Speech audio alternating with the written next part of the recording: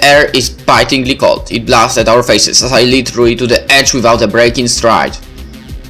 See the line that goes through this row of paths? Jump over the edge there. What? Jump. To her credit, she does, leaping over the low railing of the rooftop and plummeting to the ground below. Except it's not the ground but the school pool. The pool over which Yahiko, Masato and I had stood last year with umbrellas in hand, testing if we could somehow fly with them. I had hated Yahiko for weeks after that moment. I never thought I would be grateful to have joined him. Rui lands safely with a splash and scrambles to the side as fast as she can. I force myself to wait for a few agonizing moments for her to swim out of the way, then vault over the edge and... Oh no you don't!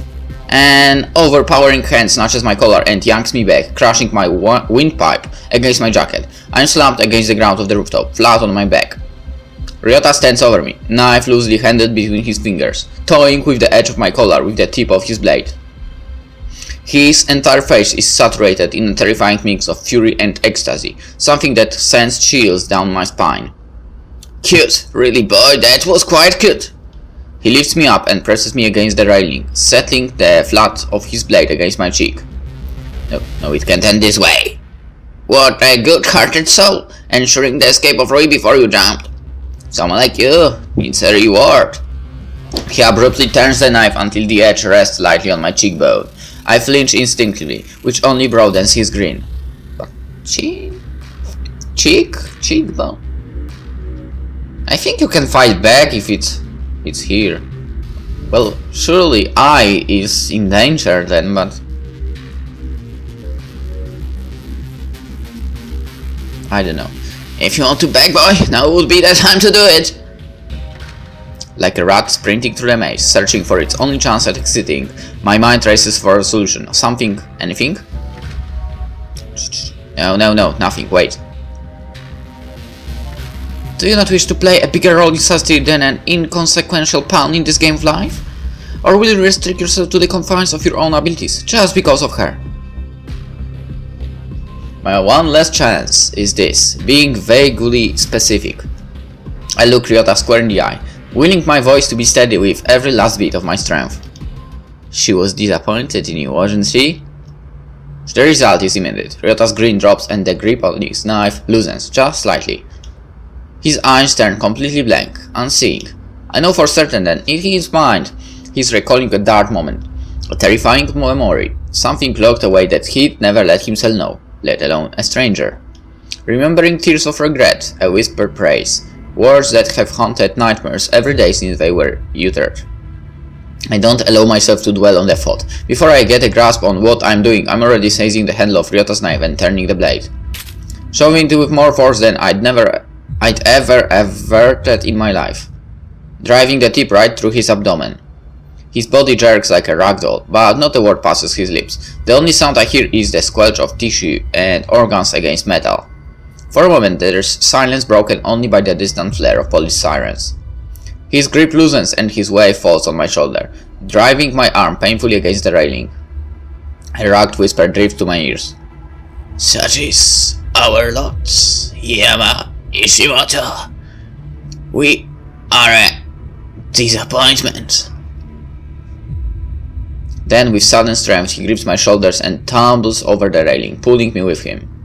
My stomach lurches at the terrifying grasp of gravity as we plummet to the school pool below. Falling from the school roof, seized by a serial killer. This is what my existence has been. One struggle for life after another, a constant misstep, a wandering in the wrong direction. Now left with two innocent teenagers, broken and bleeding, their minds irreparable even if their bodies are not. A man, once intelligent, once admirable, now driven mad, a knife fixed in his stomach. A clean and polished school, ruined forever by a legacy of violence. And who knows how many lives shattered. The air tears at my face and clothes, screaming past my ears. Ryota's blood flies from his wound, coating the front of my jacket. That's right, I stabbed someone. We crash into the pool with stinging force. Tendrils of blood disperse into the chlorinated water like spider silk. Ryota's iron grip on my shoulders loosens at the impact. Bubbles gurgle from his lips, brushing past my face as they pop to the surface. I'm no longer holding a knife, but I still feel the form and wave of its handle between my fingers. That is what I've done. For a moment, I let myself drift in the freezing water. There's no point in swimming up to the surface, really. Wouldn't it just be easier to just drift away? Come back up to the world, and I'll face a long hospital trip, a court case, catching up on essays about second wave world civilization and worksheets on deriving trigonometric theorems, take the exams to go to some university, major in something or another, get a wild collar job, marry, have kids, die. All this after trashing another human being's system to a pulp. Someone who might not recover physically and who will never recover emotionally. Is there even a point? Existential nihilism. The belief that there is no meaning, no value, nothing to life. I vaguely remember being terrified of the notion when I first heard about it in class.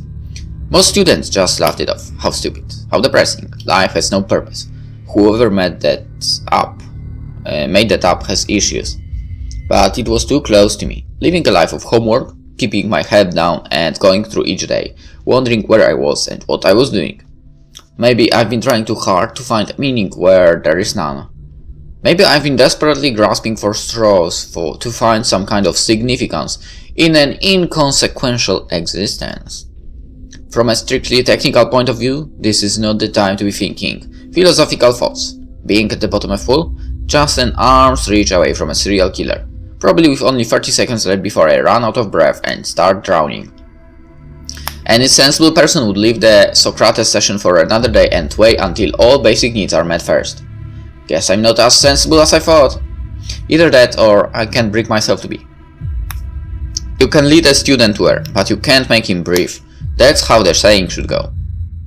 Maybe I should just sleep. I suddenly feel so tired.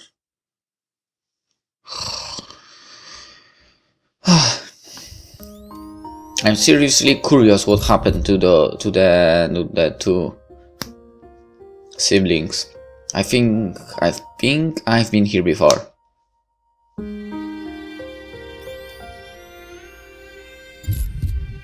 That's right. This is a familiar road. There's a sign at the intersection. I think it's rickety and rusted, worn from use. There's no words on it, just two arrows, one pointing forward and one pointing backward. I'd just like to stay here. A fork in the road is such a dangerous thing. Left, right, a one-time decision. And if it turns out that you run into an obstacle, then you will find yourself wishing that you made the other choice. Then, don't you start overthinking everything?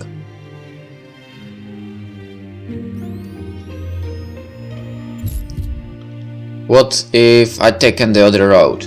Wait, are we being shocked right now? I think that's the case. What if the other road was worse? What if there was another road, if only I'd looked harder? What if I hadn't taken a road at all? What if I'd gone backwards? Two roads diverge in a wood and I took the one less traveled by. And that has made all the difference. A poem written by Robert Frost, originally intended to be a simple teasing joke, a hint of playful satire at indecision. But people saw it as something else. Even though they weren't poets, they started adding their own kinds of verses to the composition. Independence, individualism, science, discovery, curiosity, free will and the human condition. Poor Robert Frost. Suddenly, he had written an entirely different poem, even without touching his pen. Two roads diverged in a wood and I took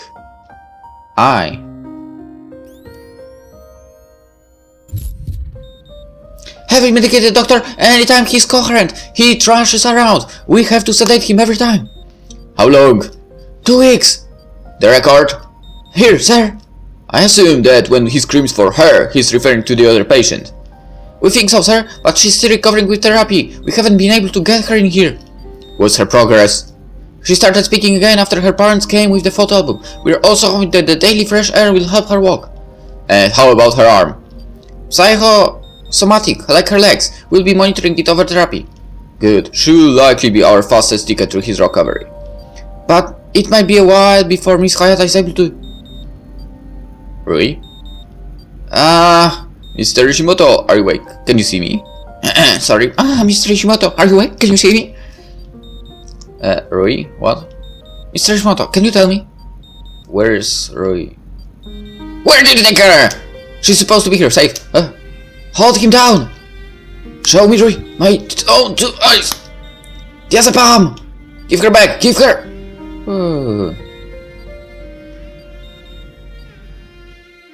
Here comes a candle to light you to bed. Here comes a chopper to chop off your head. Chip chop, the last man's dead. Sometimes I really wonder about children's nursery rhymes. Why do we let young kids listen to such twisted ideologies? Children aren't supposed to deal with that kind of stuff. They're supposed to be innocent. Jack and Jill went up the hill to fetch a pail of water. Jack fell down and... well... my world suddenly feels warm. What is that? Why is it happening? I suddenly get the impression that I'm awake.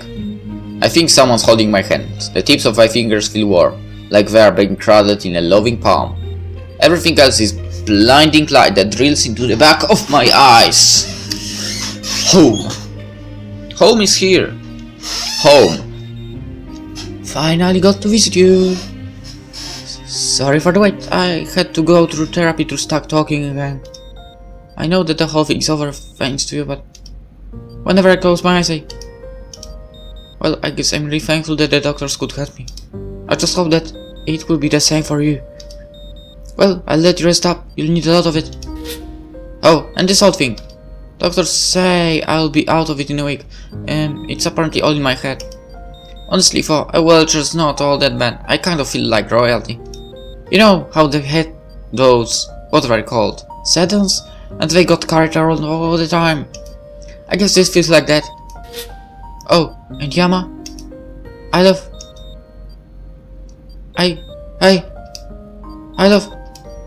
laughing at your grades. So hurry up and get well, dummy. Okay. Oh, that didn't make sense at all. Okay, I know what she meant. I dream a little longer. My dreams are softer now, a little more delicate, like lace instead of sandpaper.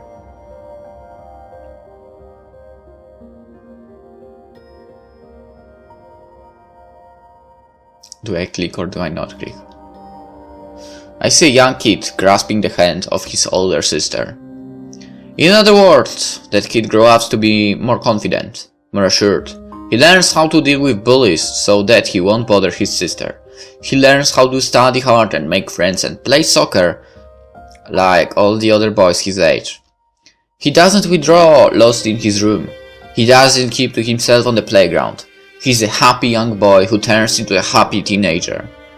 He goes to the prestigious middle school in the area, the academy, to follow his sister's footsteps. Because his family never left the city. His family never fled to a suburban little town 3 hours away from Isamu. His family stayed because in this other world there was never an event that had to do with a bus, a blizzard, a loose thread, a frozen river.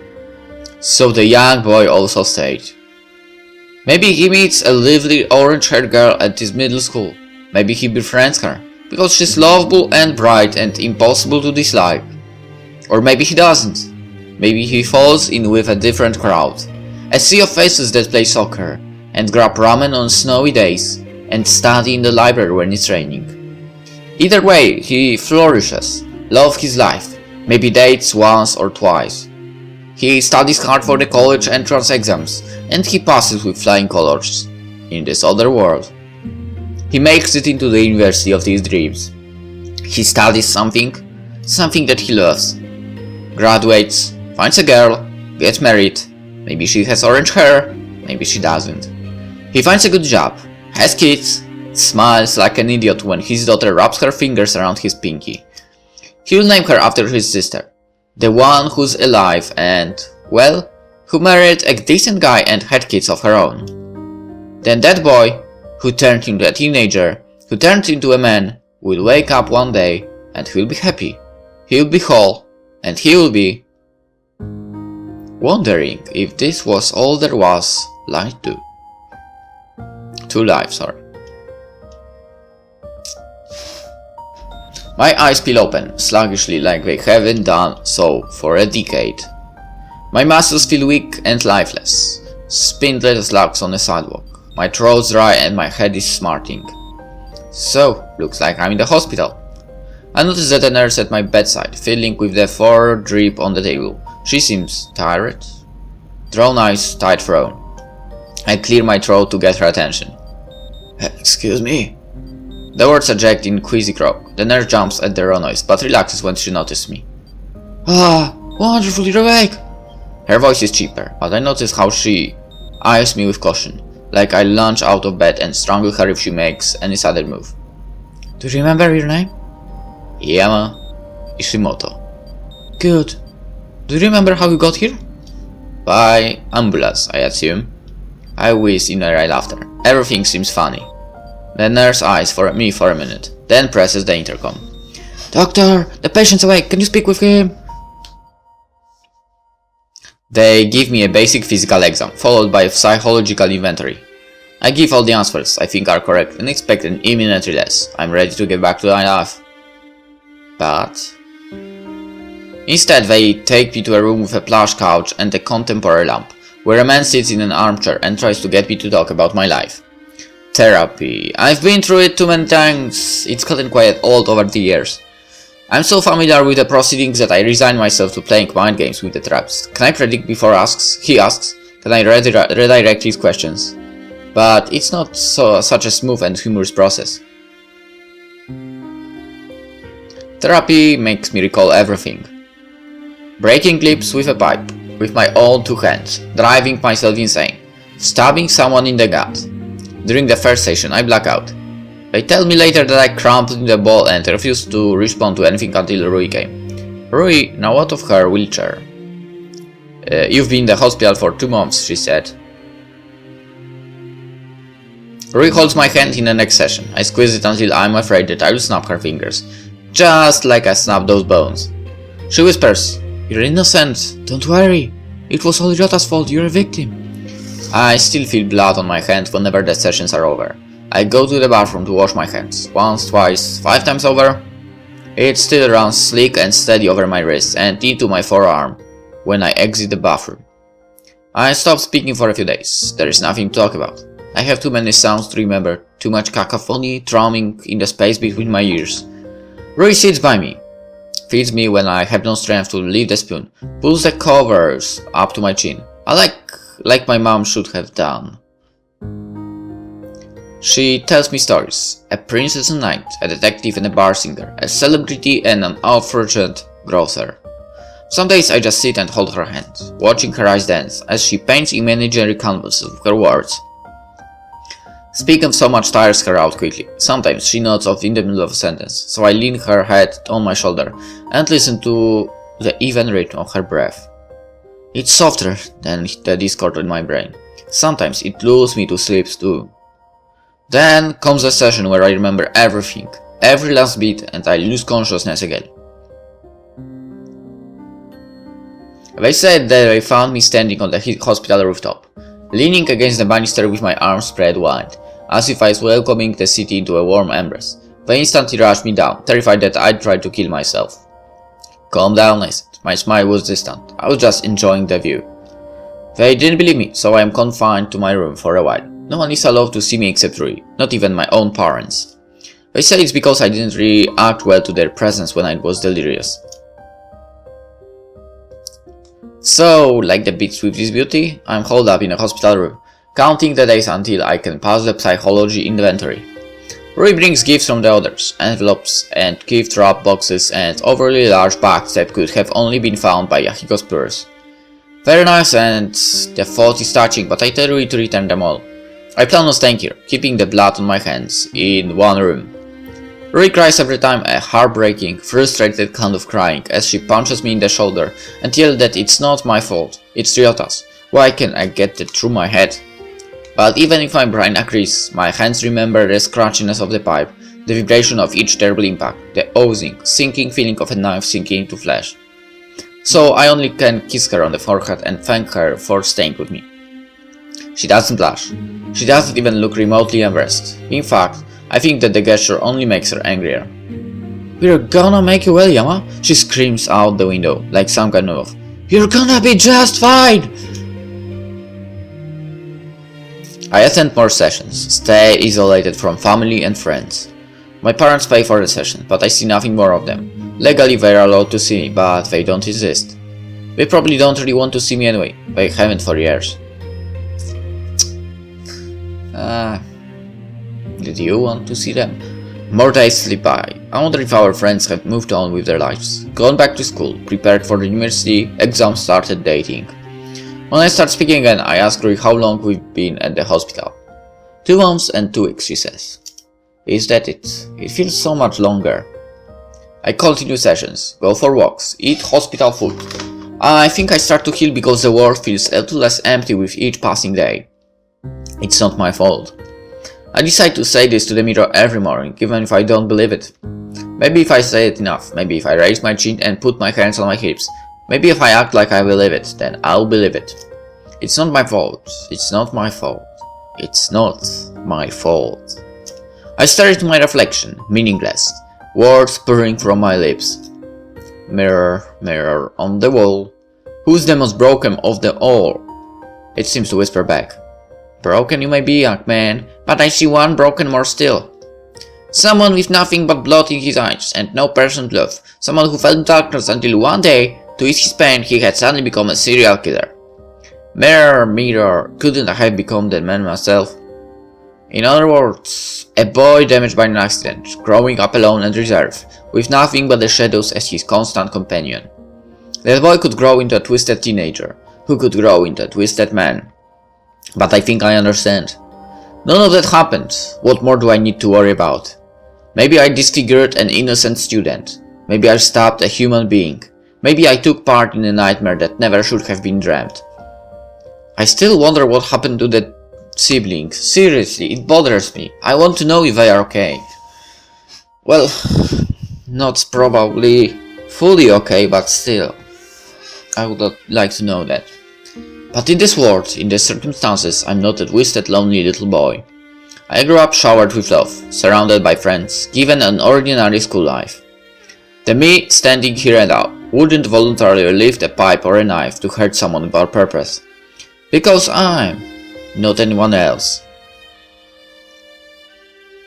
Eventually I stop talking to my reflection. I stop washing my hands every half hour.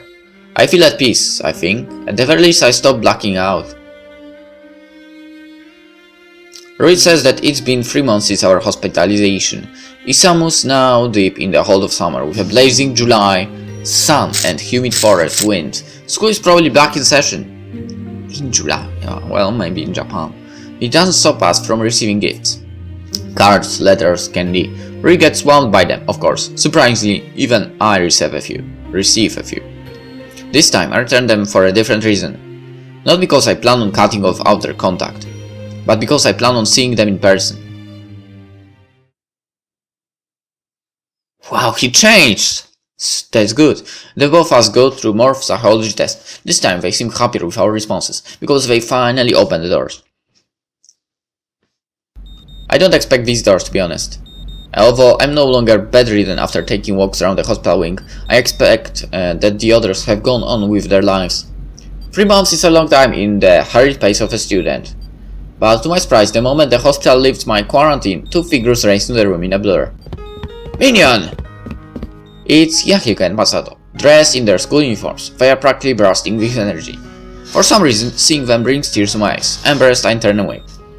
Dude, these past months have felt like forever. I can't believe that this happened. I can still remember. You didn't come to school the other day, and no one knew where you were, and Rui wasn't talking about you.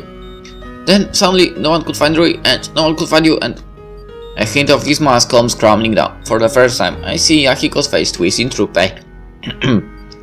I was thinking that you guys be gone, just like Haru, Shoji, Akane. He grits his teeth, shuddering. All I can do is awkwardly pat him on the shoulder. I've always known that each of Mr. Ryota's victims were connected to Yahiko, but for some reason I'd never actually considered what that did to Yahiko. It's amazing, really. How could Yahiko even stay standing? How could he still smile, still laugh, even as people he knew were dying? I'd always thought of him as kind of weak and more than kind of stupid, but it looks like he was actually stronger than any of us. He was even right there at the scene of Shoji's death, saw him die with his own eyes. At the time, the scene looked suspicious, but now that I think about it, wasn't Yahiko just trying to prevent a suicide? Wasn't that why I had found Shoji in the river? I almost want to ask about it, but something tells me that Yahiko's had enough. Well, I'm okay, apparently. Yahiko steals his mouth, turning up into a forced smile.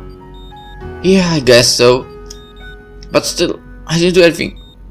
What could you do? You didn't even know where we are. Yahiko's eyes shift to the side and he clears his throat. Masato's eyebrow tightens slightly, but he says nothing. Actually, Shigure called us. What? Well, I mean, technically, I guess it was after the fact, but still. We needed to know why you were hospitalized, so we kinda just piled on a bunch of questions. She explained everything, the cases, your investigation. She said we deserved to know. Shigure told them. Why would Shigure tell them? It simply doesn't make sense. At the very least, she would be wasting her time.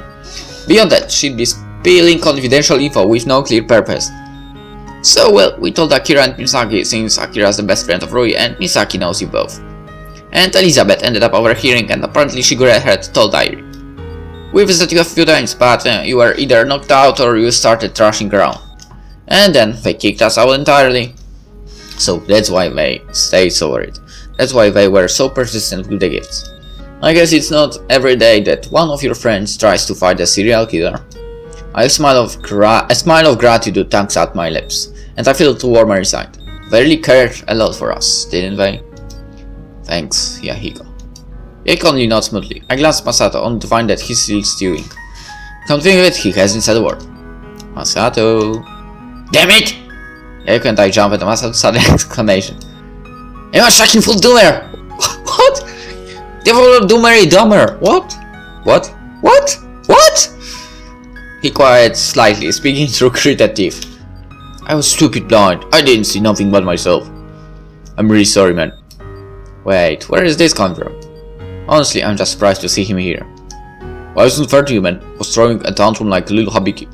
Saying all those words and not listening to you. It was something only a shaking fool dumber would do. Should I ask what was going on instead of saying everything? His apology catches me off guard. Well, thanks, but he was right. Just after he told me to be nice to Rui, I treated her like trash. Maybe he could sense it coming. Maybe he saw that something was wrong with me. Huh, wait. Now that I'm paying more attention, I notice that Masato's hair is damp. Not only that, but there's the faint smell of chlorine? Masato, were you just swimming? Well, yeah, I guess. Technically it's summer, and technically it's pretty normal to be swimming, but something churns slowly in my brain. Disused but still clean. Well, you know all you talk about this track. I was probably tired of hearing it by now. But I don't just run, I can swim too, and do basketball. Masato can swim, in fact he can swim well. Masato's incredibly athletic. And the last person who I'd spoken to before I'd seen Shoji drowning in the river, before I'd almost drowned, had been Masato. He could have easily hauled Shoji and me to shore, even if we were both hopeless at swimming. Oh, it was 3 months ago, but each memory feels as vivid as yesterday. Vibrant, full of life. Guess I should seize the moment. Did you save us? Save who now? Me and Shoji from drowning 3 months ago. That's definitely yes. It's not like he'd forget saving 2 people from drowning, even if it was 3 months ago. Wait, you guys almost drowned? Well, we didn't, thanks to Masato. Akio's face twists for a moment, and for one true second I think he's about to cry. And then, did you see a mermaid? Oh my good minion, this is a very important question, you must answer. There was a mermaid, wasn't there? Beautiful, with long hair, and a voice that sounds like a really nice voice. To answer or not to answer? Why not? Well, she sang just like you. Really, she must have been amazing. It was definitely worthy of wave. I knew it. The harder thing, Yama! There wasn't no mermaid! What? The over-dramatic gasp is punctuated with a very long silence. And then Masato snorts. I chuckle. Yeah, he giggles. And pretty soon the three of us are collapsed on the ground, rolling with uncontrollable laughter. My sides ache and my chest heaves and every possible muscle on every possible limb is protesting with a sore ache. But it feels good, like the stress is just melting out of my body. Finally we pick ourselves up, brushing at our eyes. Good to see you still with us, man. Might wanna take a rest, cause there is a lot of people waiting to talk with you. You're almost as famous as I am. Wait, what? Later, man. Rest up, good meal. I'm putting you to work the moment you recover. Wait, what do you mean that I'm... But they already skipped out of the room, leaving me completely bewildered. I wait for another visitor, but my door doesn't open again. Maybe people are coming later. It would be nice. After talking with Masato and Yahiko, everything feels normal. Kind of like the world, after being knocked off course, has found its bearings again. But now that I think about it, is Ryota dead or not? Because you never know. On your feet, soldier! Oh, it's Akira, definitely. Yeah? I started off my beauty sleep to find that Akira, Airi, and Elizabeth are seated in the chairs next to my bed. For a moment, my groggy mind scrambles to piece together reality. Right, hospital. They must be visiting me. Oh, hey, it actually worked! But he seems a bit disoriented. Well, we simply can't have that, can we? Sick, him, Ari. Eh? Oh, don't. Elizabeth clears her throat and arches an eyebrow in my direction. So, Yama Ishimoto. So, Elizabeth Oshiro. She suddenly launches to her feet, glaring darkly at me. I want to know what the bloody hell you were thinking when you decided to do something so barmy. Going to face a serial killer, alone, unarmed. What were you planning to do? Sneeze on him? Her cheating catches me off guard, but it doesn't grate on my nerves. It actually seems caring in the weirdest way. It is unavoidable. Yama is the protagonist. Precisely. It's exactly something that, say, the main character of a novel would do. Well, this isn't a bloody novel. Correct. It's a visual novel. Okay. You know what? I'm not even going to ask. Yeah, that one's beyond even me. I relax against my pillows. Their energetic presences light up the room. I hadn't realized how much I missed just being an ordinary kid, hanging out with his friends and getting ready for university until now. Right, ordinary life, friends. I can't just talk about normal stuff, stupid stuff. I clear my throat awkwardly, struggling for words. So, how's school been? Wait, you're asking about school? Who are you and what have you done with Yama Ishimoto? Well, it's a welcome break from thinking about serial killers. Huh, you speak truth. She turns to Elizabeth as if deferring to authority. Elizabeth smiles appreciatively.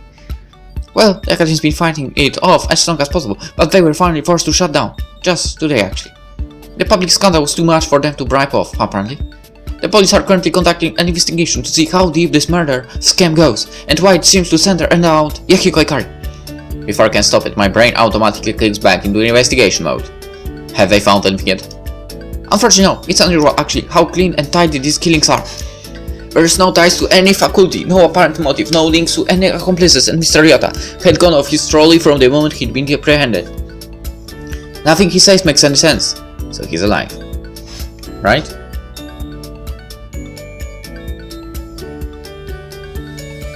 Yeah, he's alive. Oh, I briefly got a discussion about Aztec gods and blood rituals. It seems so far away. Yeah, I'm not very surprised. But why could he mask his insanity so well while he was a door manager? It was practically a personal teach. Hey Elizabeth, you are supposed to be resting from that. It's fine, Akira. This is important stuff. Nope, you need to rest. Ruiz orders. I can rest as much as I want later. Isn't the academy closed? Actually, there's an interesting story behind that too. Akira expels an extra great sigh, but I'm already honed in on Elizabeth's words. What do you mean? Don't you find it odd that there are no reporters hovering around? That you haven't received a single request for an interview? Maybe I'm not cute enough. Ah, for the love of... I haven't been around Rui's room either. Well, anyway, she puts it that way. It's definitely suspicious. I would have thought that this kind of juicy scandal would draw reporters like carrion birds to a corpse. So, there is no news coverage.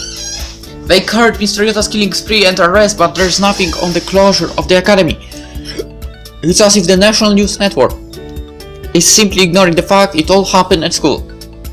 Wait, what? But the job of the news is to inform the people. One would hope, but in this case, there's not a peep from him. Sober silence falls over the room. No news for closing the academy. Come think of it, the NNN used to cover the murders extensively, but I haven't seen much from them recently. Or maybe that's just because I don't watch the news much. Well, we should go. You need to rest up. She reaches out a hand, as if to pat me on the shoulder, but suddenly withdraws it, looking away. Bye. She quickly runs out of the room. Elizabeth snorts, but her features eventually soften into, there, I say it, admiration. Rescuing was an admirable feat, Yama Ishimoto. That's really batty, perhaps, but admirable. With these parting words, she turns on one heel and strides away.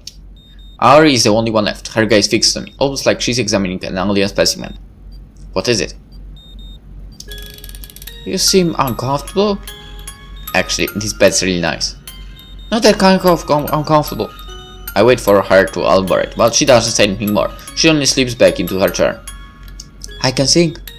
Singing can help you sleep. Oh, thanks. Something about the wave of her words makes me think that this is more than an offer to sing.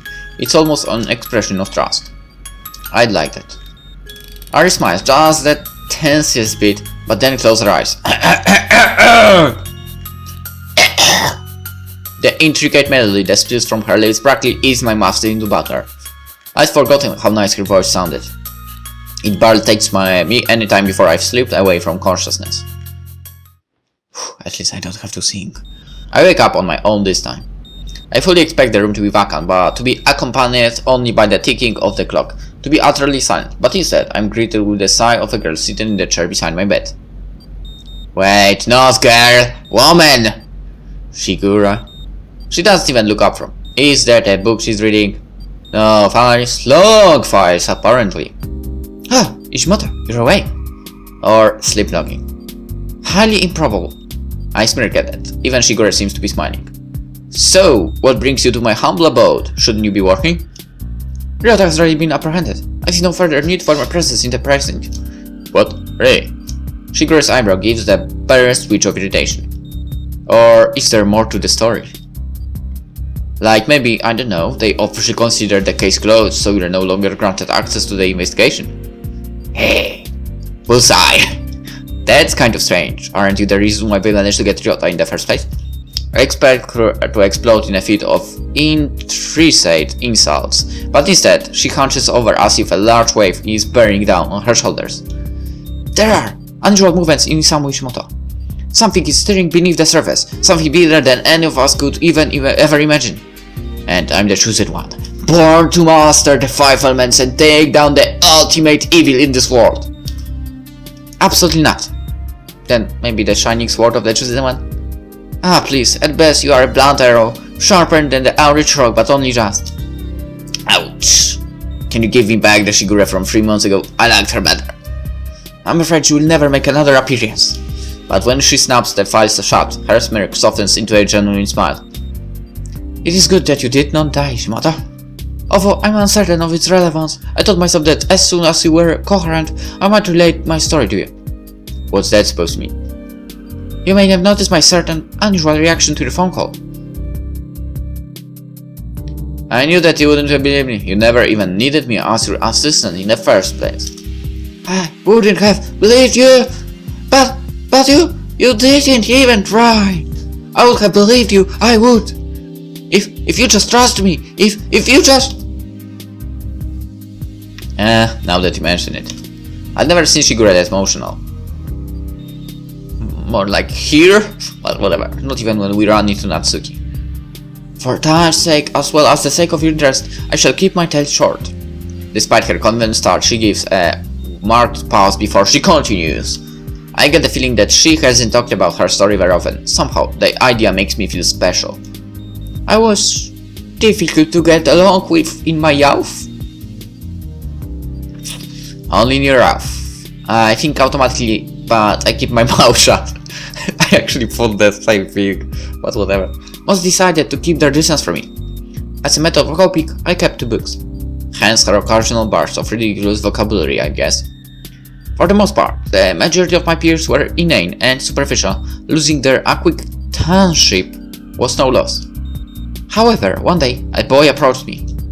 The very traits that others hated so much about me, he found fascinating. Hey? He became my truest friend over time. I have few memories apart from him. We even decided to engage in matrimony as we started university, after of course we found stable jobs.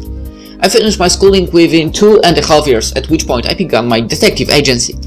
Wait, 2.5 years? That sounds crazy. She must have taken max units, enrolled in classes over entire term, studied without breaks. I did really love my field of study, and greatly looked forward to my field of work. Aside from the late nights, it was of no difficulty. Somehow I find it hard to believe. At any rate, one of my first cases was work in conjunction with the police. There was particularly vicious triple murder, close related to the family of my betrothed. He put forward a suspect. I believed his mind to be clouded by emotion and disregarded it. So, he left and found another detective. I winced at the idea. That must have really hurt her pride. She could notice my reaction and raised an eyebrow. It was a sore betrayal, Ishimoto. My pride was not the only aspect that was in pain. It may be akin to losing trust in you, even though you thought that she, of all people, would continue to support you. Just the thought sends me reeling. I quickly decided to not consider it again. The suspect that I betrothed put forward was eventually, as I expected, found to be innocent. Except, no soon after receiving his verdict, the allegedly innocent man tracked my betrothed's residence and... She pauses, the edges of her expression crumple, but she holds strong. There was another murder at 1A, one I could not handle. Oh. All I wished for was to take back my actions. I wished that he had believed in me, and that I had believed in him. So when I had run around myself, when I had planned on facing Grota by my own initiative, no wonder she was so panicked. A repeating history, a sickening time loop. Shigure doesn't deserve that. Thank you for telling me. She only shrugged wordlessly. It may help you resolve when it comes to it. Learn from my mistakes, Ishimoto. This is my gravest instruction. What do you mean? What does it have to do with Rui? Leave no regrets! That is all I mean! No regrets. Is she telling me to start dating Rui, just like everyone else? The thought seems odd, kind of trivial. Maybe the past 3 months contribute to that. Shigure notes my uneasy expression and stands to her feet somewhat abruptly. Regardless, there are other matters I must see to, but you have earned a well-deserved rest, as well as this. She extends a flat white envelope to me, stamped with pay stub. Wait, what's it? Your pay. I dare say it's deserved. But you never said you'd pay me. I mentioned it multiple times, Actually, you simply did not listen. She puts the envelope in my hand. My fingers mumbly accept it. Accepted? Whoa, thanks. It's unexpectedly generous of her. Farewell, Ishimoto. Rest up. She whisks out of the room, leaving me with the envelope. Well, I never thought that she'd actually pay me. She didn't seem like the type. Hastily, I tear the envelope open and fold the sheet of paper inside. It's an official-looking invoice with 3 printed lines, accompanied by a scribbled note. Income, 100,000 yen. Theme park tickets, 110,000 yen. Debt, 10,000 yen. Woohoo, she fucked you! However, as my magnanimity knows no bounds, I shall very gently waive your debt. S. Shigure. S.E. Shigure.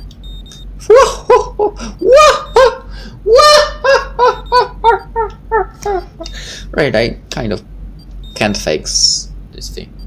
Laughing, can't fake laughing at all. Alright, I totally should have seen this coming. Farewell, Yama, let us depart. Really, and you're paying for everyone? Yeah, with your future wages. I should have known something was up the moment Shigure started complimenting me. Nevertheless, I'm chuckling to myself even as I slip the pay stub back into the envelope. That's definitely more like Shigure. Still grinning, I settle back for some more sleep. I note with satisfaction that the heaviness in my lips is much less substantial than before. I wake to a soft knock at the door. Someone actually knocked? Who'd have thought? Come in. This time, it's Misaki who slips through the door. She wordlessly walks over to my side and embraces me. I stiffen awkwardly at her touch. Miki? I'm so glad you're okay, Yama. When I heard they were Halloween visitors, I rushed here as soon as I could. I was starting to think I would never see you again. She drops off into silence for a moment. I feel her fingers clutch at my hospital gown. Ekiko and Masa told me about the investigation, about your involvement with the case. Yeah, sorry for not telling you. You don't have to. I just wanted to say you did well, Yama. The simple words make my throat swell. Before I can respond, she releases me, settling in the chair nearest my bed. I immediately take note of the stress waving of her features. She looks a lot more tired than I remember. Something wrong? It's just something about the case still worries me. Have you heard about the recent uproar on Pater? Can't say that I have. Well, it seems the murders caused a political firestorm. People are angry at how the government handled the incident. Wait, why is the government getting backlash? Aren't the murders a local issue? Misaki shakes her head. After his re-election last week, Major Inori held a press conference. According to reports, Mr. Yoto was an immigrant. Not many are happy for the foreigner was able to murder innocent civilians within their borders, so the mayor blamed Japan's government for granting amnesty to undocumented workers to compensate for the financial collapse in 2007. He even proposed for Isamu to break away from the country's independence by becoming an independent state. I cannot remain in stunned silence at this revelation. Mayor Inori is using the murders as his political platform, with all of his attention revolving around Hirota. Why is the academy being excluded from the media? Do you know if I mentioned the academy at all? I haven't. That's what worries me the most. It's almost as if... She trades off, seemingly lost in thought. As if what? As if someone were attempting to cover up the school's involvement. A cover-up. I know it's a bit of stretch, but listen to this. She retrieves her phone from her pocket. Remember how the academy has quite a few sponsors? Isn't that why it's so prestigious? You know, karate and all. Exactly, so I figured, if they were afraid of people knowing they were affiliated with a school who hired a murderer, then how were they able to censor the media? That I still don't know. She says this dejectedly, sinking into her seat. Yama... Yeah? Aren't you angry? Angry? At Mr. Ryota, at the media, at fate? You deserve any of this, you've already gone through so much. And yet, it happened anyway. She clenches her fists, an uncharacteristic shadow wheeling across her face. Maybe she's right, maybe I should be angry, but all I feel right now is just relief. Everyone's safe, that's all that matters. I see. She expels a heavy sigh, seeing her that this road is utterly unsettling, to say the least. I guess these past few months haven't been easy on anyone, even Misaki. She should be fretting over entrance exams, or modeling stints, or social drama, not over her friends almost being murdered. This somber thought prompts me to ask her about school. Since the academy is closed, do you know where you'll be transferring? No. The shift in her eyes tells me she hasn't given it much thought. Have you been studying at least? Aren't the university entrance exams coming up soon? Who are you, my teacher? I'll take that as a no. School hasn't been my top priority lately. It never has been, to be honest. So, you are not worried about getting into university? Not really. Now that I think about it, she never explicitly said was planning to attend. So, what are you going to do after high school? The words slip from my mouth before I'm able to grasp what I just said. How ironic, I never expected I'd be the one to ask this question. I don't know. What about modeling? As much as I enjoy it, I don't think I'm fit for it. Why not? I thought you loved your job. I do, but... She averts her gaze, twirling her phone between her fingers. I went into the business for the wrong reasons. I thought it was an opportunity to experience something new, you know. I thought it would be easy. But it's not. I can't cope with the stress. I can't focus. I'm always irritable. Tell me, what company would want someone like that?